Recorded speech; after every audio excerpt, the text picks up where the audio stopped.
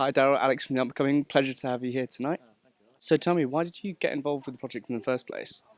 I'm a sports film director, so I direct stories about sport, anything to do with sport, and if it's a good story, I kind of want to get involved with it. And I got approached. I used to work on Formula One many years back, and I got approached by Julia, the producer, who had this concept to make the film Ferrari Race Immortality about this really specific time in racing history.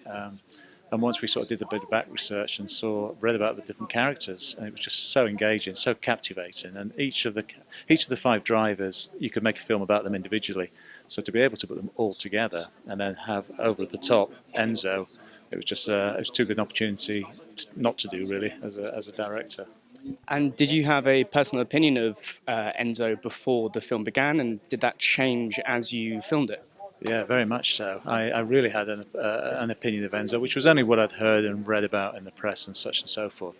But I've got to say, throughout the 2 year period of making this film, my opinion totally changed of Enzo.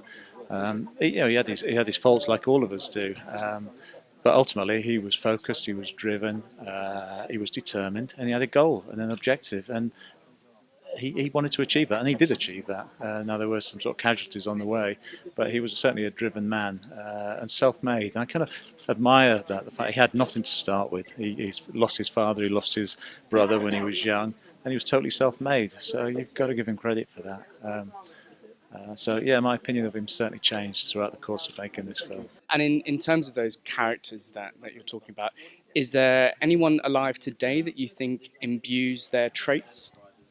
You know what, I think all of the drivers, and all on the city today, they're still racers. Fundamentally, they're racers. And you put a racing driver in a car, he's going to push it to the limit. Now, whether it's modern day drivers or it was the drivers of the 50s, they've still got the same inherent makeup.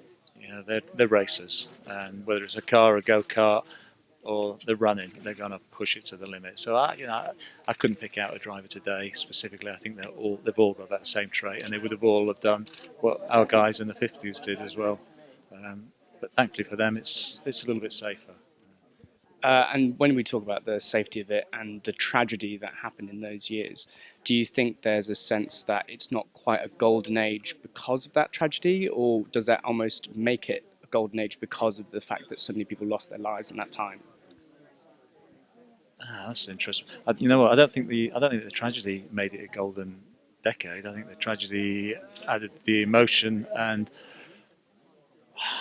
um, certainly not the tragedy didn't make it a golden era. The end of the 50s were, by its very nature, colourful. We'd had 10 years of since the war, and for these guys who were Hollywood stars, they were good looking, they were handsome, they were travelling the world, they were going to exotic locations, which in those days were they weren't seen like they are today. Today we're sort of used to them. So these guys were going out there exploring the world and living life on the edge as racing drivers. So that made it exotic. Certainly made it, and obviously the danger attached to it adds to that excitement. I don't think the deaths did. I mean, obviously that was part and parcel of the chosen career that these guys were doing. Do you personally have one driver that you really connected with during the process of making the documentary?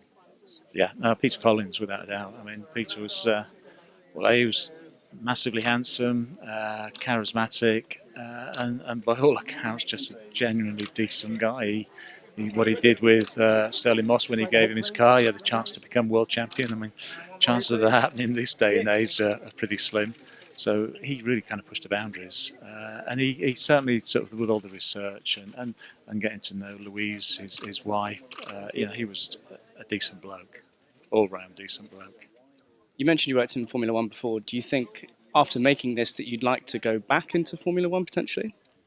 No, no, I've kind of moved on from. I mean, Formula One's an amazing sport. I love sport, and I love fundamentally, I love good stories, especially human interest stories. So, if there's a good human interest story and it's sports connected, then yeah, definitely it's something I'm interested in. Would like to be involved with.